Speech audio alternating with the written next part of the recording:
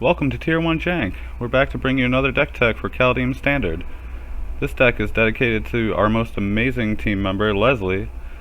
Without her, we wouldn't have a channel, and I'd like to give her a shout out.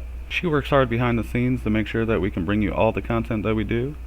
She made her own version of the deck after playing it for a bit, and I was led to believe that if she heard from enough of you in the comments, she would come back to talk about it, so keep that in mind throughout the video. The deck is called Mine, even though it was made for Leslie, and the reason for that is we're going to be trying to play with other people's cards. It was inspired by Gonti, Lord of Luxury, her favorite card, and since it's not in Standard anymore and we still want to play black and with other people's cards, I put together a deck to do just that. We're also being helped out again by Dumby Nation. You can find him on Twitch, streaming a variety of games, including Arena, and I'd like to say thank you to him. Okay, so Gonti is what inspired the deck. So because of that, I'll show you what is going to allow us to play with our opponent's stuff first. First up, we have Valki, God of Lies. Of course, his other half is Tybalt, the Planeswalker. We'll talk about Valki first. He's a 2-drop, legendary creature god. When it enters the battlefield, each opponent reveals their hand. For each opponent, exile a creature card they revealed this way until Valki leaves the battlefield. You may pay X, choose a creature card exiled with Valki that has converted mana cost X, and he'll become a copy of it. He was originally a 2/1. Very good. But of course it has the other half, Tybalt, Cosmic Imposter. He's a 7-drop, a 5-colorless, 1 black and 1 red. He comes in with 5 loyalty counters, and he reads, as Tybalt enters the battlefield, you get an emblem with you may play cards exiled with Tybalt, Cosmic Imposter, and you may spend a mana as though were any color to cast those spells.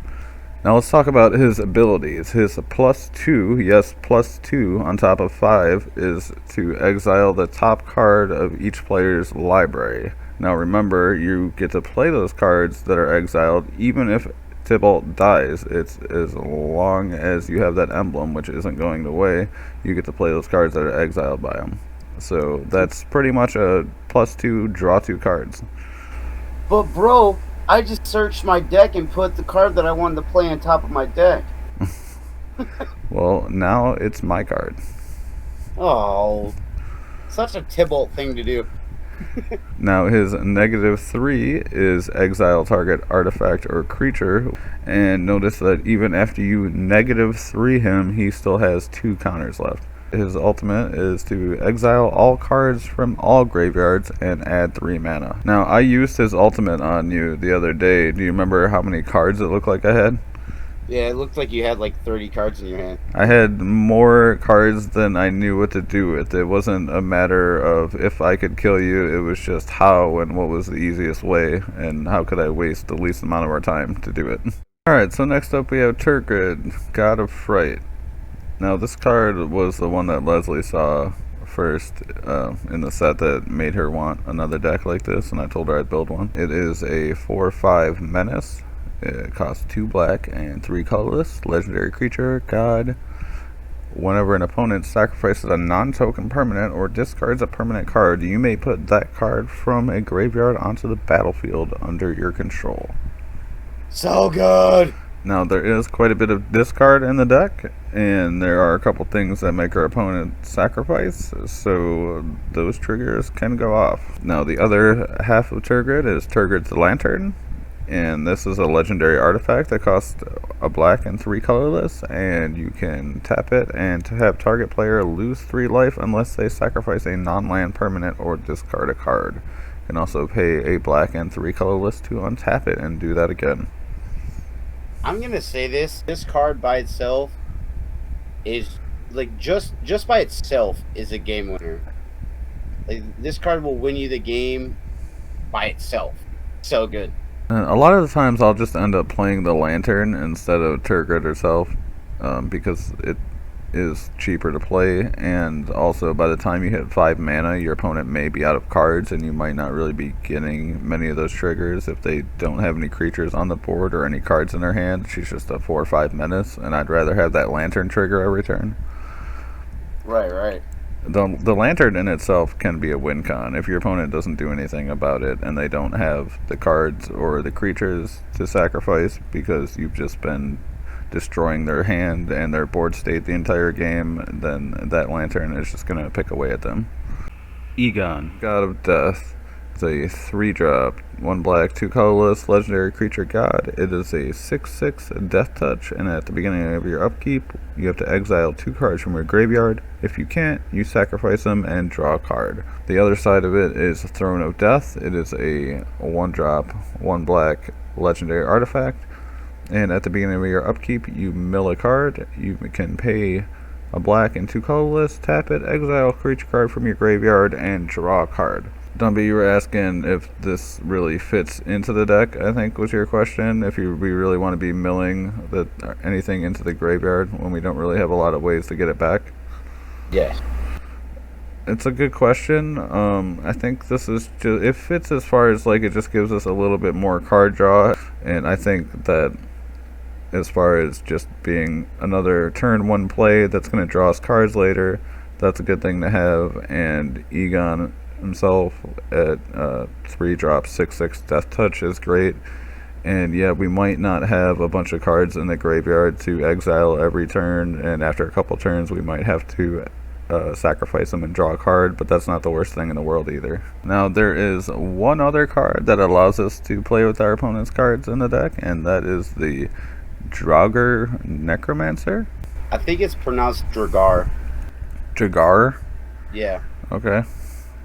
It's a White Walker, dude. The Draugr Necromancer. It does kind of look like a White Walker. It is a 4-drop, 1 black and 3 colorless. It is a 4/4 snow creature, a zombie cleric, and it reads, if a non-token creature an opponent controls would die, exile that card with an ice counter on it instead.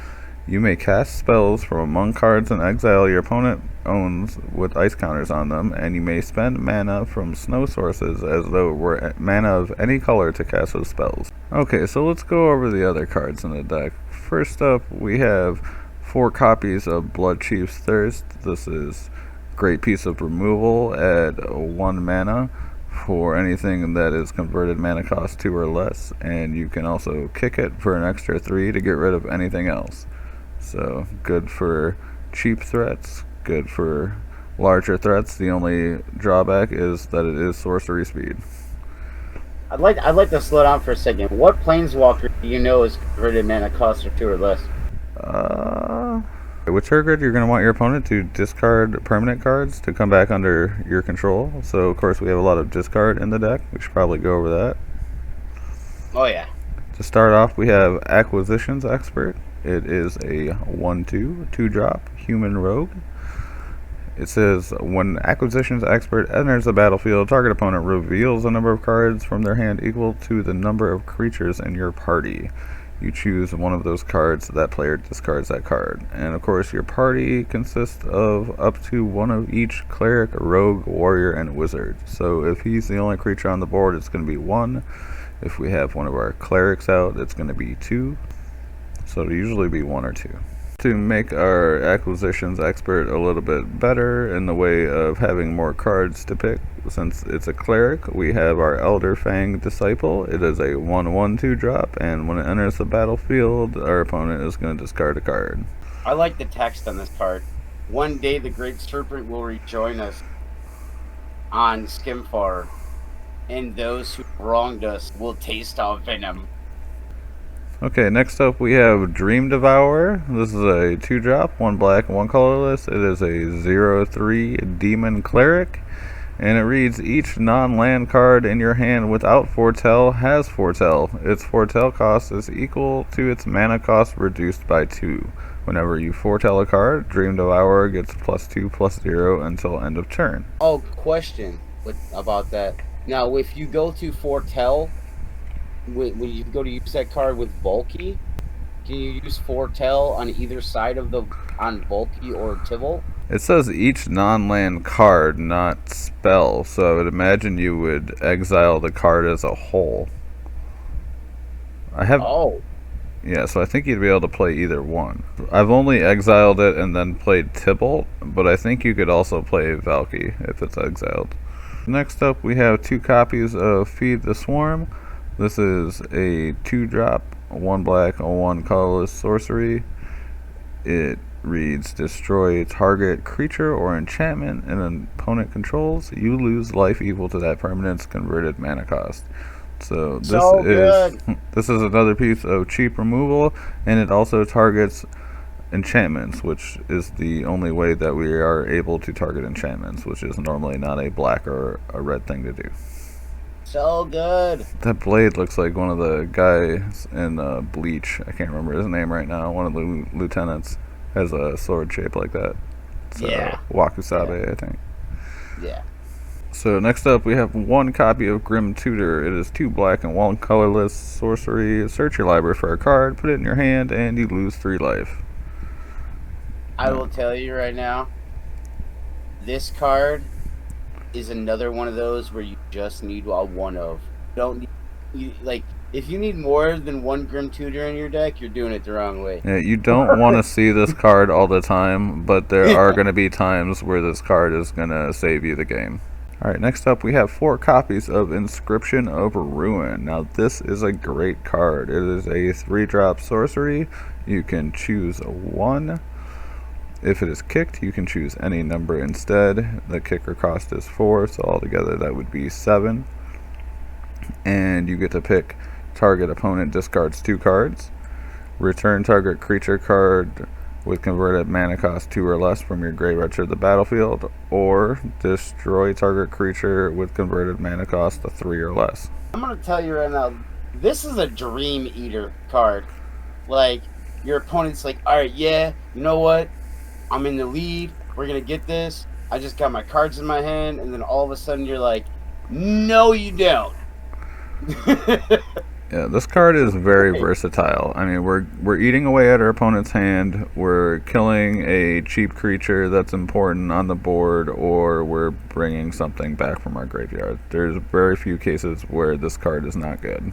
Next up, we have 2 copies of Pelakka Predation. This is a land as well as a sorcery. The land enters the battlefield tapped and makes a black mana. The sorcery side of it costs 1 black and 2 colorless, and you get to look at your opponent's hand and make them discard a card with converted mana cost 3 or greater.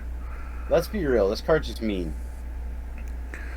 I mean, it's great because it's land and a spell. I mean, you can get rid of a card in their hand while also getting the information of what's in their hand, or if you need the land, it's there for you.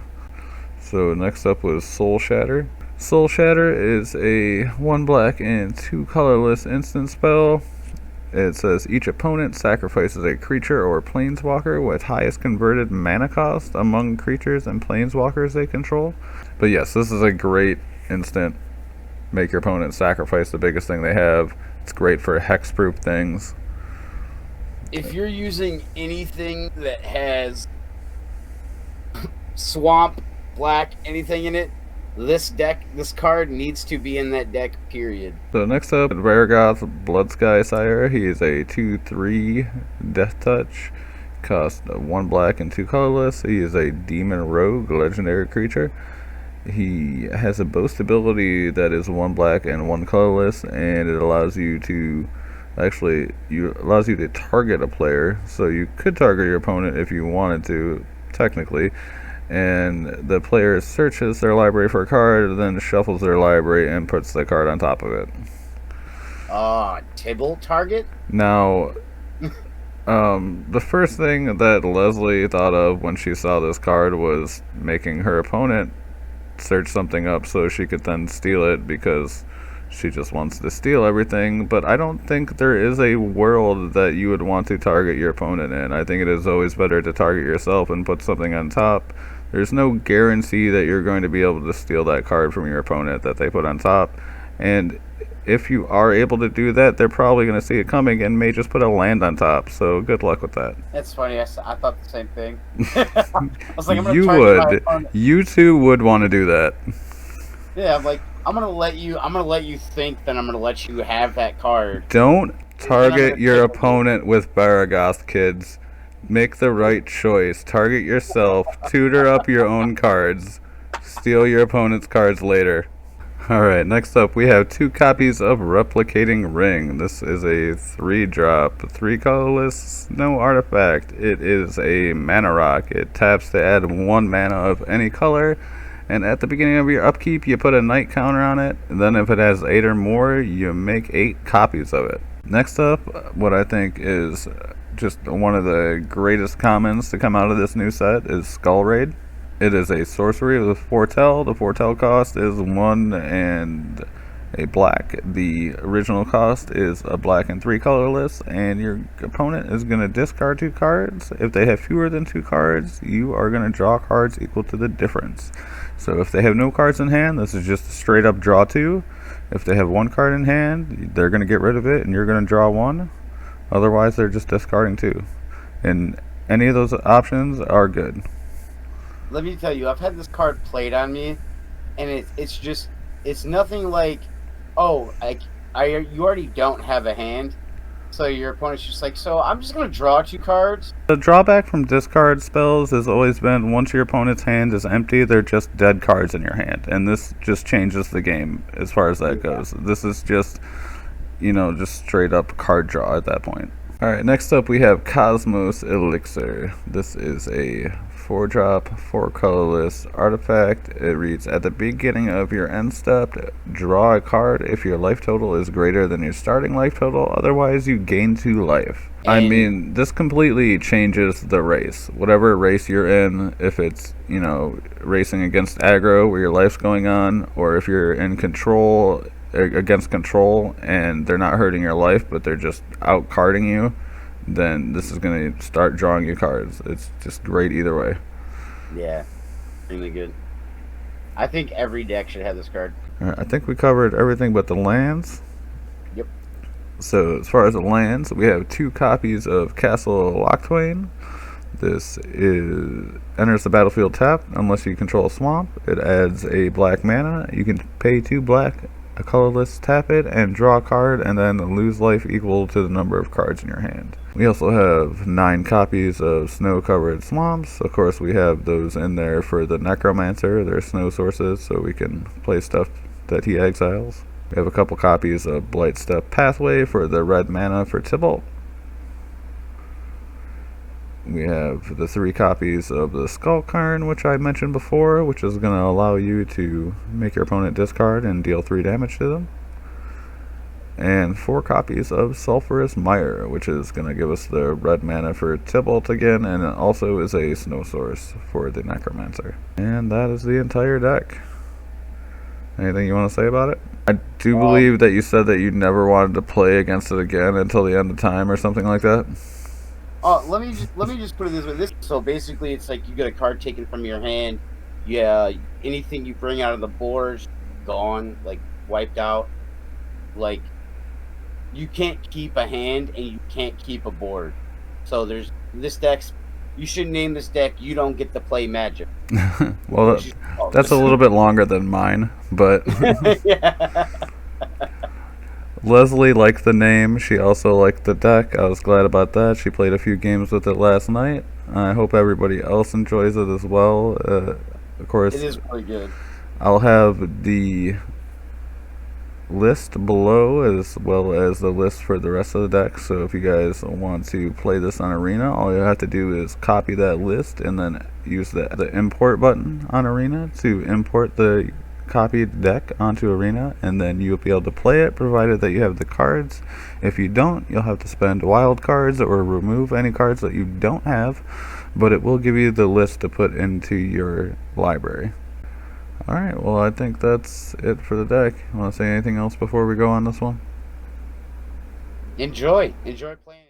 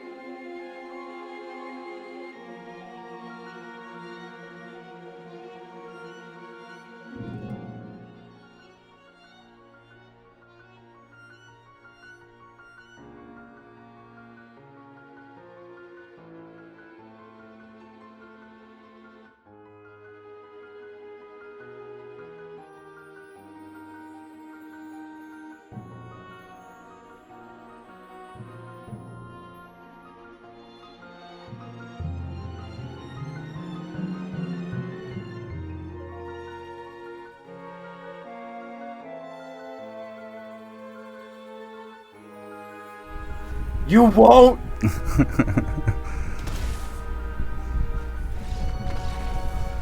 Goddamn lane that can shoot fire at me!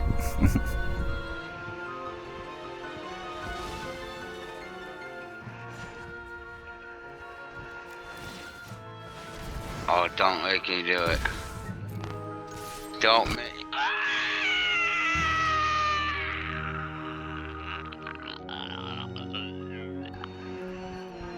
You know what, sir? One day the Great Serpent will rejoin us on Skimfar, and those who wronged us will taste our venom.